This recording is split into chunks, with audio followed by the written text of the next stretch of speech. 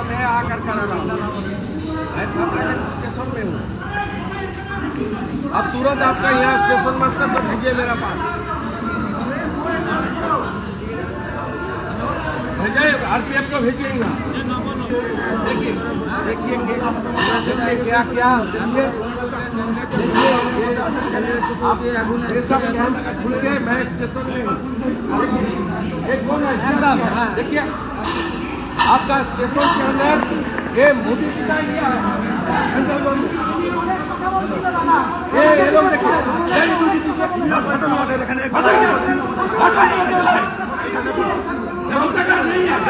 देखिए क्या क्या अब तुरंत यहाँ RPF एक कंपनी RPF देना, ये ममता का एरिया नहीं है, सेंट्रल गवर्नमेंट का एरिया है।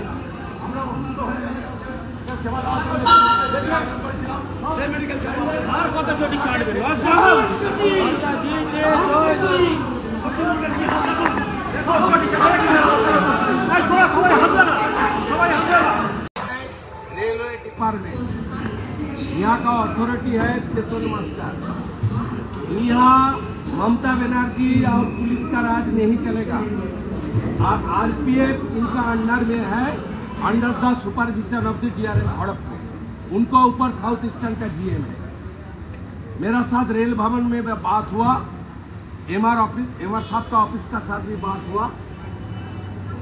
एक काम चल रहा है, आप यहाँ थोड़ा RPF दे दीजिए, नहीं तो मुझे फिर वापस आना पड़ेगा। आपका प्रिंसेस है, आप मत हाथ लगाने का, नहीं तो मैं वापस फिर आऊंगा। 7টা IPS আর 200 মমতা পুলিশ ঢুকে একটা NGO থেকে কালকে যে সমর্থকরা আসবেন অভয়ার বাবা মার ডাকে, তাদের জন্য জল এবং ORS এর ব্যবস্থা করছিল একটা NGO। তার মঞ্চ ক্যাম্প রেলের জায়গার ভিতরে ঢুকে করছে। আমি গাড়ি ঘুরিয়ে নিয়ে নেমে সেখানে তাড়া করেছি, ওরা পালিয়েছে। কারণ এটা মমতার অ্যাসেট নয়, এটা সেন্ট্রাল গভর্নমেন্টের জায়গা। আমি DRM খড়গপুরকে ফোন করলাম, বলে আমরা পারমিশন দিয়েছি। এই যে আতঙ্ক, আপনি এই মুহূর্তে দেখুন হেস্টিংসে খিদিরপুরে কোনো কন্টেনার নেই, সব কন্টেনারকে তুলে নিচ্ছে। এখানে কন্টেনার লাগাচ্ছে, মানে সে লোহার, মানে রেলে যেগুলো যায়, জাহাজে যায়, সেই সমস্ত বড় বড় কন্টেনার এখানে নিয়ে এসছে। একটা নির্যাতিতা খুন হয়ে যাওয়া, তার বাবা মাকে এত ভয়। কোন রাজনৈতিক দল তো সরাসরি ঝান্ডা নিয়ে এই নবান্ন অভিযানে নামেনি। বিজেপি তো স্পষ্টভাবে বলেছে, রাজ্য সভাপতি দলমত নির্বিশেষে অংশগ্রহণ করবে, আহ্বান করে দিয়েছে, কিন্তু মানুষ তো স্বতঃস্ফূর্তভাবে বেরিয়ে আসছে। CPM কংগ্রেস সাইলেন্ট হয়ে গেছে, আর একদল তো বিরোধিতা করছে। কিন্তু পুলিশের আতঙ্ক, 12,000 পুলিশ গোটা রাজ্য থেকে তুলেছে। আমি চাই কালকে মমতা ব্যানার্জি নবান্নতে ঢুকুন। যদি ঢোকেন আপনি ভোরবেলা, রাত্রে 10টার আগে আপনি নবান্ন থেকে বেরোতে পারবেন। আমি কিছুক্ষণ আগে লাইভ করছিলাম, প্রচুর পুলিশ মোতায়েন হচ্ছে, বিভিন্ন পুলিশ জেলা থেকে পুলিশ আনা হচ্ছে, বলছে 12,000 8,000-এর হিসাব আমার কাছে এসে গেছে। 12,000 আনতে দেন। মানে এদিকে বিধায়করা মার খাচ্ছে। আমি পরিষ্কার ভাবে আমরা থাকবো, এবং আমরা প্রত্যেককে বলেছি বাবা মার অনুমোদিত যে স্লোগান দফা 1 দাবি 1, মমতার মুখ্যমন্ত্রীর পদত্যাগ। উই ওয়ান্ট জাস্টিস, বিচার চাই, বিচার দাও। এই 3-4টি নির্দিষ্ট স্লোগানের বাইরে স্লোগান হবে না। সকলে সকালবেলা অভয়াকে স্মরণ করে নিশ্চিতভাবে রাখি বন্ধন অত্যন্ত অনাড়ম্বরভাবে পালন করে এই কর্মসূচিতে আসুন। বুকে কালো ব্যাজ লাগিয়ে আসুন, জাতীয় পতাকা নিয়ে আসুন। শান্তিপূর্ণভাবে পুলিশ যেখানে বাধা দেবে সেখানে বসে অভয়ার বাবা মার কাছ থেকে তাদের দুঃখের কথা, তাদের দাবির কথা শুনে শান্তিপূর্ণভাবে বাড়ি চলে যান। উস্কানি যদি মমতার পুলিশ দেয়, যেভাবে সাঁতরাগাছিতে একটু আগে দিয়েছে, তার পরিণতি মমতা ব্যানার্জিকে ভুগতে হবে। একটাও অভয়ার বাবা মার জন্য আসা আন্দোলনকারী যদি শারীরিকভাবে ক্ষতিগ্রস্ত হয় মমতা পুলিশের দ্বারা, শুনে রাখুন মমতা ব্যানার্জি 72 ঘন্টা পশ্চিমবঙ্গ স্তব্ধ থাকবে। একদম। দর্শক দেখলেন, শুরুতে তোলপাড় করেছেন সাঁতরাগাছি রেল স্টেশন, সেখানে শুভেন্দু অধিকারী চলে গিয়েছিলেন। আসলে আগামীকাল যে কর্মসূচি, যেটা অভয়ের বাবা মা ডাক্তার দিয়েছেন নবান্ন চলো, তো সেখানে শুভেন্দু অধিকারী অগ্রণী ভূমিকাতে রয়েছেন, যে যারা আসবেন তাদের যাতে সমস্যা না হয়, নানান সব দিকটা আর কি দেখা। তো সেই কাজটা উনি আগে থেকেই করছেন, আজকে তো করেছেন। তো এখন যেটা হচ্ছে যে রেল স্টেশন, রেলের জায়গা, সেখানেও মমতা পুলিশ ঢুকে পড়ছে, নানান সব কাজে বাধা দিচ্ছে বা ধরপাকড় করছে। তো শুভেন্দু অধিকারী আজকে ওখানে ছিলেন, দেখলেন উনি কিভাবে পুলিশের সঙ্গে কথা বলছিলেন, যে এটা তো রেলের জায়গা, তো সেখানে সেন্ট্রাল ফোর্স থাকবে, আপনারা কেন এত করছেন, বা সেন্ট্রাল ফোর্সের থেকেও রেল দপ্তরের অধীনে পুরো এলাকাটা না, তো সুতরাং আপনারা এখানে কেন আগ বাড়িয়ে এইসব করছেন বা বাধা দিচ্ছেন কেন? যারা কিছু করার চেষ্টা করছেন কালকের প্রোগ্রামকে সামনে রেখে, সাহায্য সহযোগিতারও যদি কিছু ব্যবস্থাপনা হয়ে থাকে, তো আপনারা এখানে ঢুকে কি করছেন? তো একেবারে তোলপাড় করে দিয়েছেন স্টেশন চত্বর। নিশ্চয়ই আপনারা দেখলেন, খুব ডাকাবুকো লোক। তো কিন্তু একটা বিষয় দেখবেন, শুভেন্দু অধিকারী যাই করুন না কেন, যতই উনি চিৎকার করুন না কেন, কিন্তু সবটাই চেষ্টা করেন উনি কিন্তু আইন মেনে। দেখবেন পুলিশের সঙ্গে যখন উনি কথা বলতে এসছিলেন, তখন উনাকে ঘিরে যেসব সিকিউরিটি আছেন তাদেরকেও কিন্তু আমি ওই জায়গাটা দেখাতে পারলে ভালো হতো, তাদেরকেও কিন্তু দেখবেন কথা বলার সময় খানিকটা অ্যালার্ট করে দিলেন, যেন ধাক্কাধাক্কিতে এই যে এই যে এটা খুব অ্যালার্ট থাকেন মানুষটি, আইন মেনে চলেন। তবে আইন মানা লোক যেভাবে কথা বলতে হয় সেটাই বলেছেন, যে আসবেন এখানে, উস্কানিতে পা দেবেন না, পুলিশ যেখানে আটকাবে সেখানে দাঁড়াবেন, দাঁড়িয়ে আপনাদের অভয়ের বাবা মায়ের বক্তব্য শুনবেন, তারপর চলে যাবেন। এটা আইন মানা লোক হিসেবে যেটা বলার সেটা বলেছেন, কিন্তু কালকে কি পরিস্থিতি দাঁড়াবে সেটা বলতে পারবো না। আইন মানা লোক, আইন যারা মেনে চলেন তারা তো এইভাবেই কথা বলেন। তো এবার পরিস্থিতি যেমন তৈরি হবে সেই মতো করে এগোবে। শুভেন্দু তার বলবেন না চলে যাবে নবান্ন উঠে পড়বেন, ওটা তো বলা সম্ভব না, কিন্তু সেটা হবে কালকের ব্যাপারটা। কালকে কি দাঁড়াচ্ছে সেটা, যদি পুলিশ উস্কানি দেয়, নানান সব করার চেষ্টা করে, বিষয়টাকে বাড়তে দেয়। অনেক সময় পুলিশ কিন্তু উস্কানি দেয়, এটা বলতে কোনো দ্বিধা নেই। পুলিশ উস্কানি দিয়ে একটা নিজেরাই আক্রান্ত হয়েছি এইসব বলে টলে জাহির করে দিয়ে একটা অন্য রকমের একটা ন্যারেটিভ তৈরি করার চেষ্টা করে, যে যারা এসেছিল তারা সব দুষ্কৃতী, তারপরে শুভেন্দুকেও দোষারোপ করার চেষ্টা হবে, এইসব করে পুলিশ।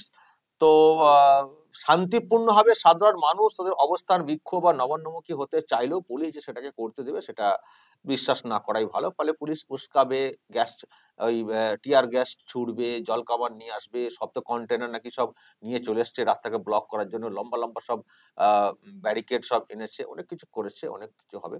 তবে মানুষ আসছেন, অলরেডি অনেকে আসতে শুরু করে দিয়েছেন।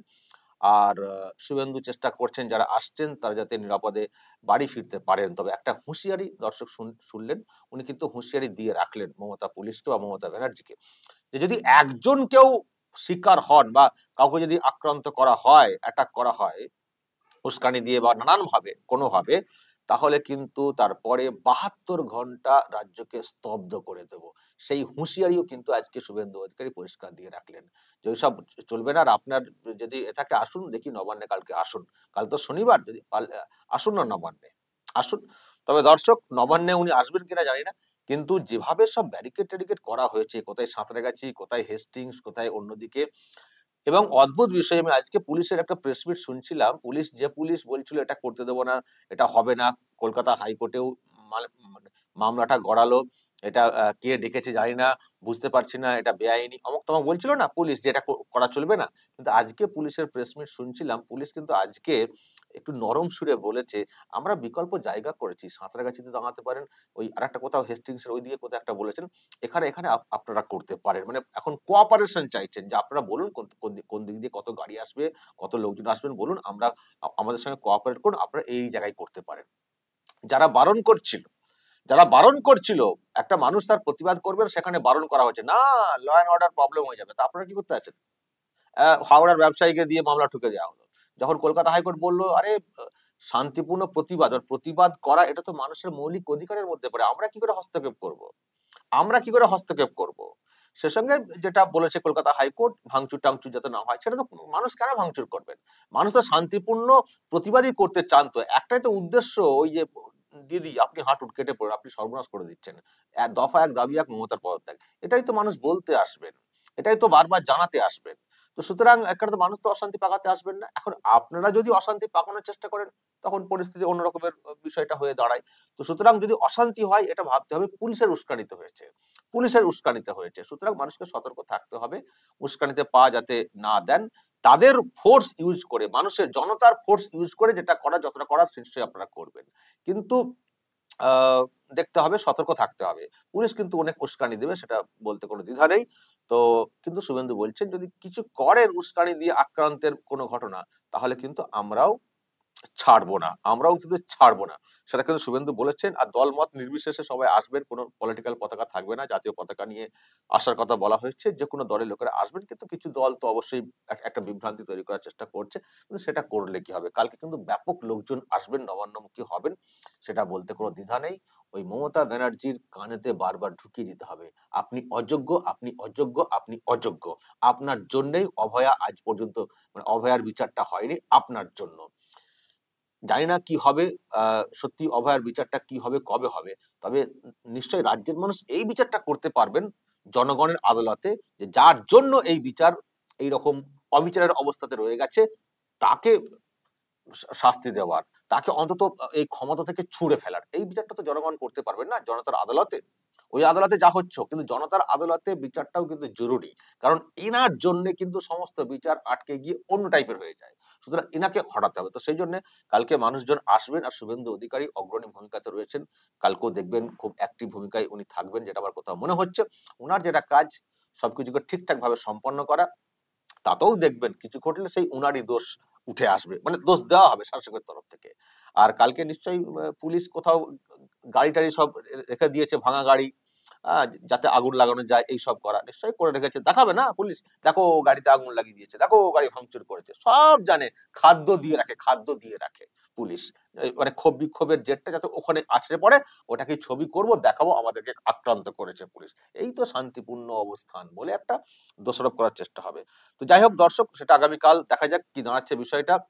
কিন্তু শুভেন্দু ওনার কথা বলে দিয়েছেন, পাবলিকের উদ্দেশ্যে বার্তা দিয়ে দিয়েছেন, এবার কালকের জন্য অপেক্ষা। দর্শক রাস্তায় নামবেন, কিন্তু রাস্তায় নামাটা কিন্তু খুব জরুরি, সবকটা শেখাতে হবে, আর ওই কালীঘাটের ওনাকে বার্তা পৌঁছাতে হবে, বাই বাই, কেটে পড়ুন, না হলে কিন্তু মুশকিল আছে। দর্শক যা বলার বলবেন এবং নজর রাখবেন আরামবাগ টিভিতে।